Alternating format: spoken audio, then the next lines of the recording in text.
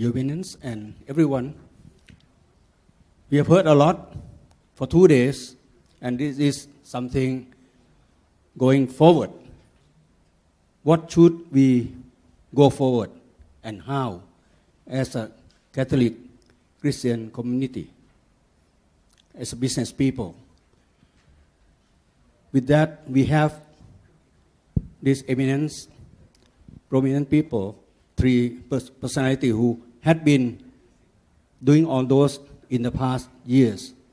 So today we would like to have them share with us and leading us how we should move from here. First of all, I'd like to give this task to His Excellency Anton G.O.Smitsendonk, who has been very much involved in UNEPAC from the start and has a lot of experience around Asia. So he is the one who has a lot of issues that can lead us to where we should be going. Please. Thank you, Chairman.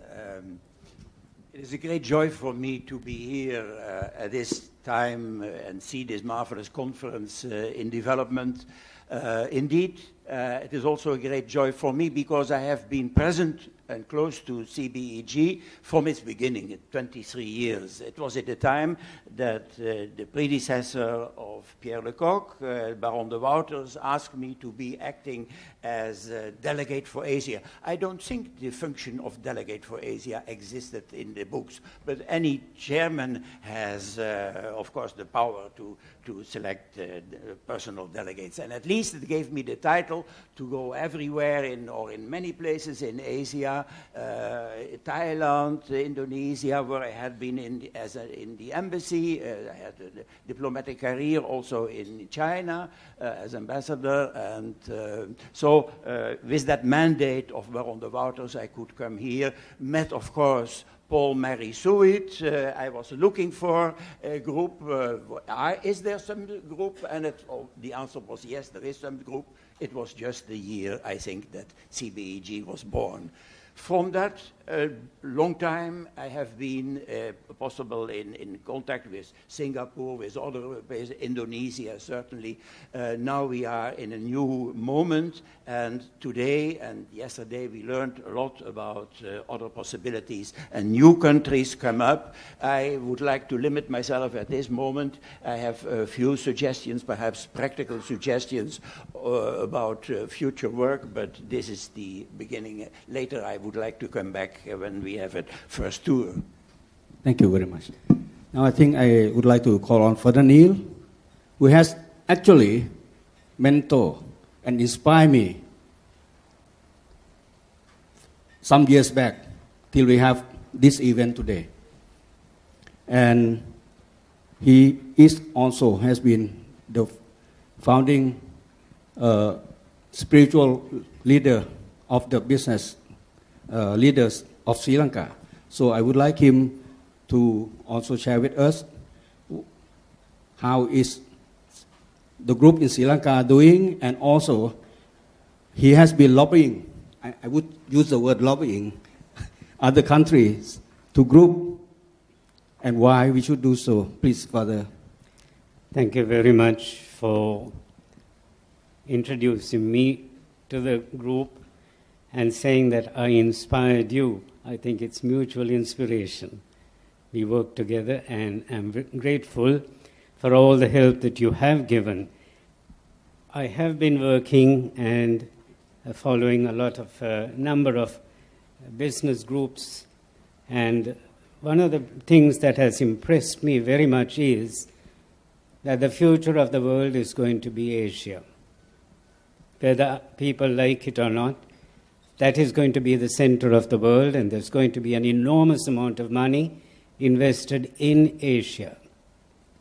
And the question is that if there is so much of money to be invested in Asia, and it's going to be the center of the world, what is the role that the Catholic Church has to play? Leaving the bishops and the clergy aside, I would like to look at the laity. And I know that the laity have a very important role to play in not Christianizing, but bringing the value systems, the correct value systems into Asia. And someone earlier mentioned that the Christian group should be like leaven in the bread, change in the bread gradually into what it should be. And that, I presume, is the role of the Asian business people and the professionals, particularly the Catholics. The Catholics have been taught from the beginning their Catholic value system. That should be integrated into their own life so that they become a symbol of honesty, of justice, of peace. And that image of theirs could easily influence others also to be like them and move into society. So my suggestion is, first of all, that there should be in every country a Catholic business and professionals group established. And that group should virtually influence the whole of that country, diocese by diocese. And from that group, maybe one or other should be selected to form the Central Asian Catholic Business Group that would gradually plow the value system into the countries that are part of it. And in this way, it will take a long time. In this way, we will build into Asia not merely an enormous amount of money, but we will pour into Asia the value system that is so very important for each and every country, for each and every individual. And for me, the image that I can use for that is Christ knocking at the door. Christ knocking at the door of each man's heart and asking him to open his heart to the others so that his thoughts can flow, first of all, into me. And flowing into me, through me, he knocks at the doors of the hearts of other people.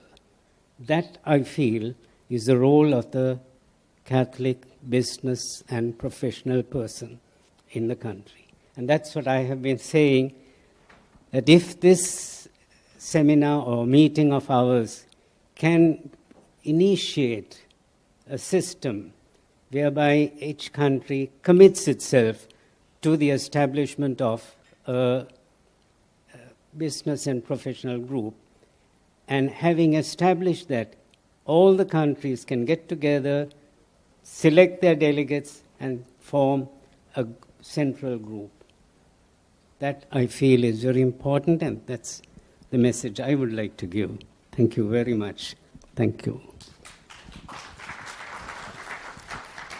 It means everyone support Father Neil. That's very good. Make things one step further.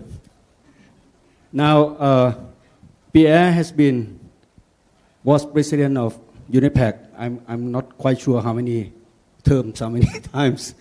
At lunchtime, we learned also that he has business, a lot of business in Asia. He has one plant in Rayong, Thailand, in Indonesia, in China. So, and he has been very much in promoting UNIPAC, not only in Europe, but also Latin America, and try to take in many countries from Africa successfully. So I would like Pierre to share with us or to direct us what should we start from here after learning today that each country we have quite a different level of groups or activities, things like that. So please, Pierre. Well, let me maybe draw some direction from two of my experience One, my experience as a Frenchman, French citizen. I've been also part of the French UNIAPAC Association since 1984, and I was their national president for 4 years, 2002 to 2006. And then another experience from UNIAPAC. France is a very peculiar country. It's a very old Christian country, as you probably know, and is today probably one of the most de-Christianized country in Europe, to the point where today positioning yourself as a Christian in the French society becomes difficult. We have this crazy notion of laicism, which tend to put back all religion reference to your inner life and not in the society. In this very adversarial context, I see that the French UNIAPAC Association has been quite successful to take a position in the French general debate and also to grow in terms of number of participants. When I was their president 10 years ago, we had about 1,300 paying members. Today they have 2,300 paying members. So in a de-Christianized country, seeing business people coming into a movement and seeing that movement growing is quite significant. And you have to wonder how they did it. Well, they, I think, came back to the basic as Christian, which is your inner spiritual path. At the end of the 80s, early 90s, one of my predecessors made a very bold move. The French UNIAPAC Association had become a sort of, I would say, quote-unquote Christian Rotary Club, where they would meet from time to time in big meetings and having speakers and so on, which was certainly useful. At the time, they broke the whole organization into a very small unit of about 12 to 14 people in each of the town in France, where the basics was to share, in the presence of a priest, their monthly experience, to offer it to God, to pray together, and then to work on either a theme that was proposed by the national organization or on a problem that one of the members wanted to put on the table. And basically all the work since then, for now 25 years, has always been for this movement to really help its member to go back to the basic, which is the nurturing among small groups of brothers their spiritual path, so that they can transform themselves and then act into the society. And doing through that, I see now this association to take stronger position. You talked a lot about corruption. There are corruptions also in France, and we took a very significant attitude in the 90s, gathering public support to a national movement against corruptions. They have been involved in many public issues. So again, I think as Christian, let's always forget that Christ is not calling to change the system. He's calling us to change our heart, and then having our heart change, we may act on the system. I would say the second thing that I would like to address, following what you were just saying, looking at what has been happening here in these 2 days, I've been very much touched by all the testimony that you people have put in front of us. You are also working in a sort of adverse environment, small minorities, in a very fast-growing economy where power and money are overwhelming everything. And still in that environment, you are, each one, depending on your local environment, moving and doing things. But I also could feel that you were happy to be able to share that experience. And you found an encouragement in sharing that experience. And I think that's also a key. We cannot be Christian alone. We have to share. We have to be in communion. We have to let the Holy Spirit take all of us together to move forward. And that comes back to your recommendation to go into a sort of a formal organization so the different country can move on. And I don't want to make publicity for UNIAPAC, but that's basically what UNIAPAC is. What did we do since 2000? You were referring to the Mexico Congress, where we made the move to establish association in Africa. That's how we did it. Today, I think it's even 11 countries, with a group of small local Christian leaders. We help them to structure themselves locally in each of their country, and we created an international group called UNIAPAC Africa, so they could share the experience and get together. And I was at their congress, not last July, but the July before in Yaoundé, where all those people were together, 400 African businessmen and businesswomen, as a matter of fact, together, sharing in a lot of joy their own experience. So I would certainly encourage you to work the same path. If I have a practical recommendation, I've seen that both here in Thailand we have a very structured group. There is a very structured group in Philippines, which I've seen. There is a structured group in Indonesia. Maybe those three structured organizations could be a nucleus of, let's call it a UNIAPAC Asian regional organization to structure themselves and then to expand and help local organizations in the other countries to be part of that group. Again, UNIAPAC is not there to impose a system or impose a methodology to you. It's there to help you to share the experience and benefit from the experience that we've had in Latin America and Europe or in Africa. So if your group would like to go further, we would obviously try as much as we can. We have limited resources, but to help you to structure such a group so you could share your experience and benefit from the experience that the UNIAPAC network worldwide has. Thank you. And back to His Excellency Anton, who has not yet tell us what he has in mind on this one. Okay, please. Well, everybody gives the advice which comes from his heart, but also from his experience. Well, my experience includes also a few functions in the ICC, which is the International Chamber of Commerce, which is a non-Christian organization. But my practical advice would be that some of our national groups like CBEG, present here in Thailand, could have some profit by linking up, broadening the alliance with taking up contact with the local chapter of the International Chamber of Commerce in Thailand. And why? For instance, because both are addressing the question of corruption. Corruption is very an important issue. You mentioned also in your production and in your publications Kun Pramonsutivong, who is very important to you. He is also very important to the ICC because he was the first chairman of the ICC National Committee here in Thailand.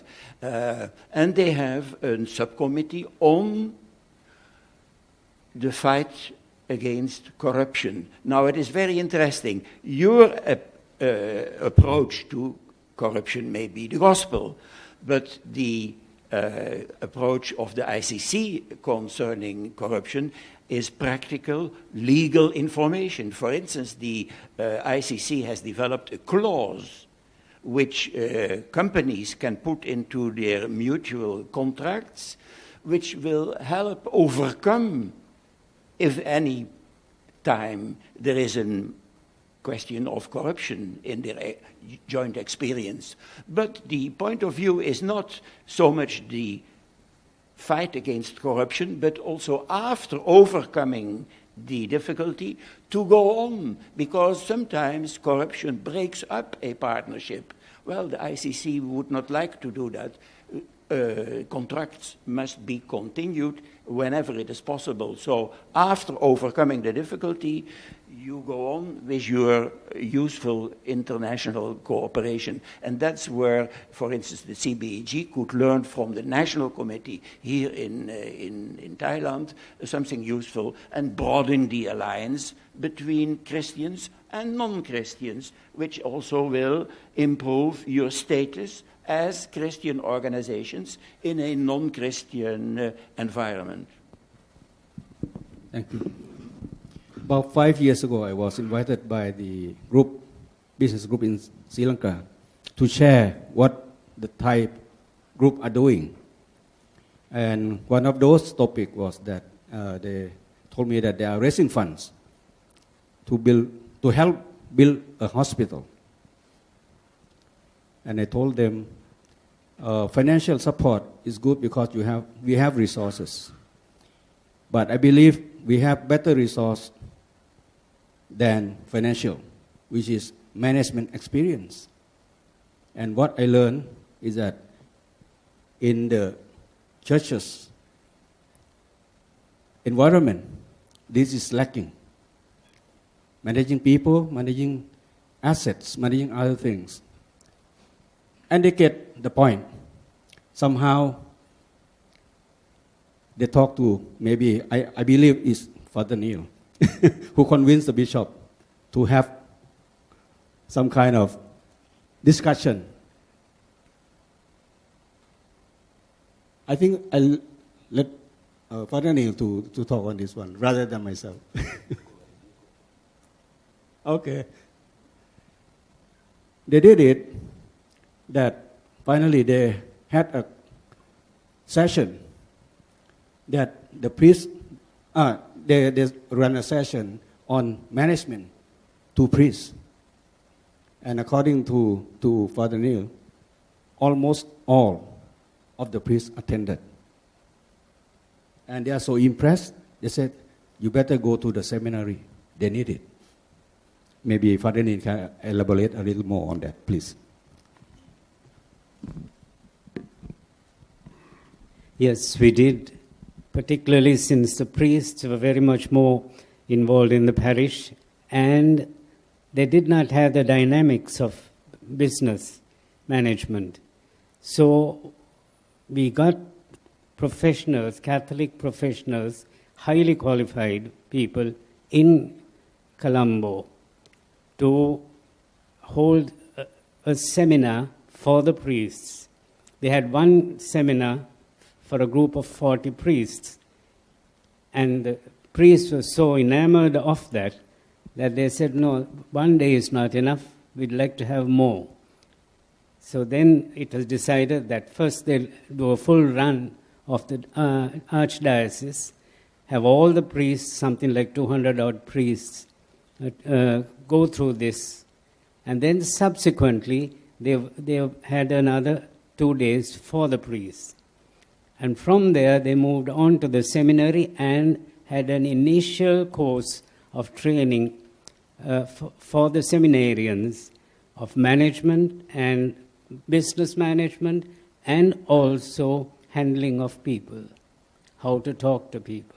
And it became a very successful venture on the part of the business group. And I think the business group personally is not merely there to find money. That'll come, because God is interested in whatever the church is doing. But God also wants people, qualified people, to teach others all the value systems that Christ brought into this world. And that's why I said the image I have of Christ knocking at the door is very important. He knocks at the door of my heart, enters into me, gives me the principles, pushes me on to go and knock at the doors of the hearts of the others, so that they too would open and let Christ and his principles come in. And that is very important, especially in the life of the priest and the seminarian and the religious. So that's how it happened in Sri Lanka, and it was quite successful and very appreciated by all, particularly the priests who at the beginning were not so happy, but then once they went through the course, they were very happy. I think that could be shared and, I would say, copy by other countries. I think it's about have the same kind of situation. But this is very, very good experience of very good exchange. And Pierre, could you have some more of the thought or some clearer directions or suggestions of what we, Asia, could be moving forward? Although I'm coming to Asia quite often and I have a strong business interest in Asia, I'm not at all a specialist of Asia. I would be. I don't think I can say that. I just want to come to you. My personal experience being here with you. You are a very small minority in all the country except Filipino and maybe Korea, where the Christian society is much more important. I think it's important that you radiate this marvelous gift we've all received of the love of God, and to be able to radiate it, you need to be able to accept to receive it. And in the Benedictus XVI encyclica, Caritas Veritate, he keeps telling us that to give, you have to receive, and we receive more than we can ever expect of that marvelous love of God. But to be able to give it back, we have to accept to receive it. And again, whatever you do individually to be able to receive it will allow you then to radiate in the society. And then it's up to you to find the best way adjusted to your local history, to your local context, and so on. And indeed, getting close and working close to the church, which is a structure that is allowing us to receive that love, is certainly the best way to move forward. So it is, first of all, got to, like Kun Pakai said, everyone got some start to change themselves. Then our people around us, and then we can getting more and more. I think it's another round of conclusion. I think we have quite a bit of direction of what we should be going. And would you, each one, have maybe one round of, and final round of conclusion on what we're supposed to be going, please. Yeah, the point which Pierre raises, look at the capacities which we have, especially in a country like, for instance, Indonesia, where it has already a national setup working. It has therefore also acquired an international voice.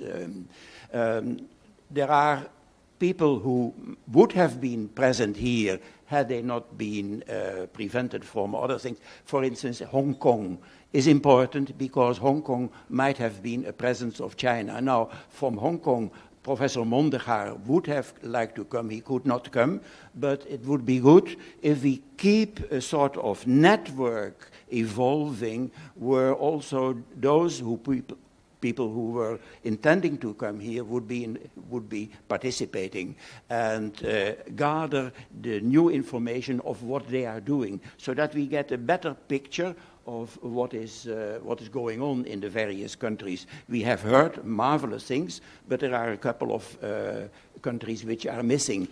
Hong Kong is one as a region which was missing, and we can get some material, but also Korea. Korea was present in Rome, you remember, at the international conference with a couple of bishops. They could be contacted, and we will certainly hear from them what they are doing. Next, please. Well, maybe a last comment from the experience we've shared this today. In the French organization, we always say you're never a member of Les EDC, that's the name of the association, until you have participated into the EDC Congress, which is every 2 years. And I think you have experienced that in your own organization locally. Every time people have an opportunity to get together, it fuels their dynamism and their will to go forward. What you've done here is superb. Let's keep doing it. As simple as that. And by doing it and getting each other to share and to know each other better, you will find a way to proceed. So I would strongly encourage you to have regular congress like that. It's at the frequency that you see fit for what you can do. But that's very important. Thank you. Father Neil, could you take another round, final round? Yeah, I am very happy that it moved the way it should move, really, and I'm so very grateful. But I would also suggest one step more, and that is that we ask you to coordinate all this for us, and we'll give you all the support that you need. You know, you have done an excellent job here, and since that experience is there with you, we would like you to coordinate and organize. We will support you in every way that we possibly can.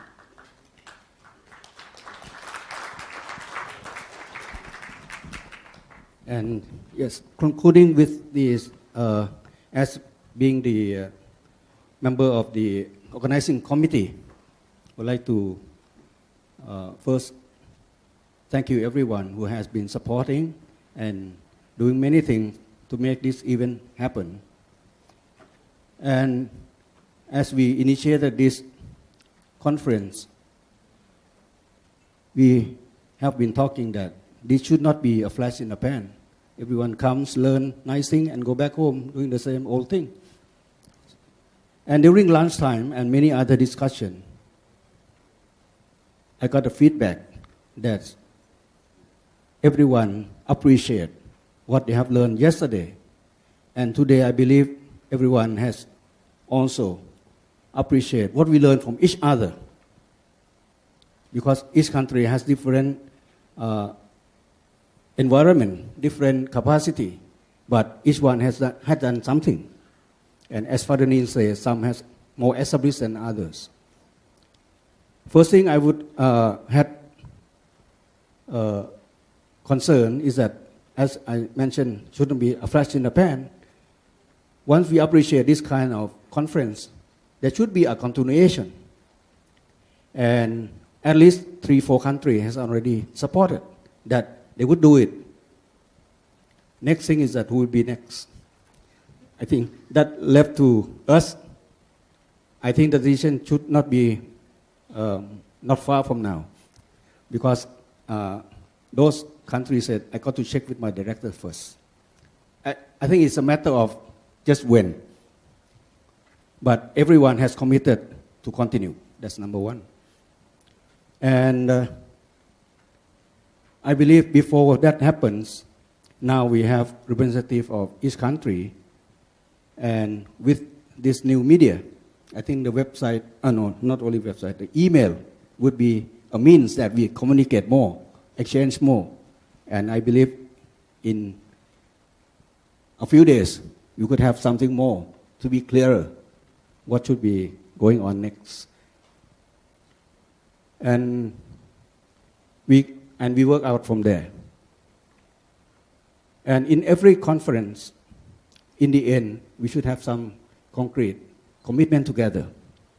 And we have tried to look at other conference and have shared with some who has experience in this. We have drafted a declaration that all of us has some commitment that we will move forward this way, from what we learn from the church, what we learn from each other. And the draft was sent out to delegates of each country to check, and also speakers to help. And today we have,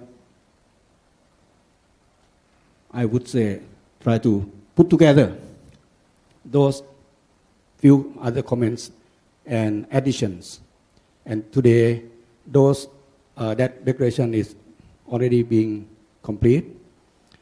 And we wish to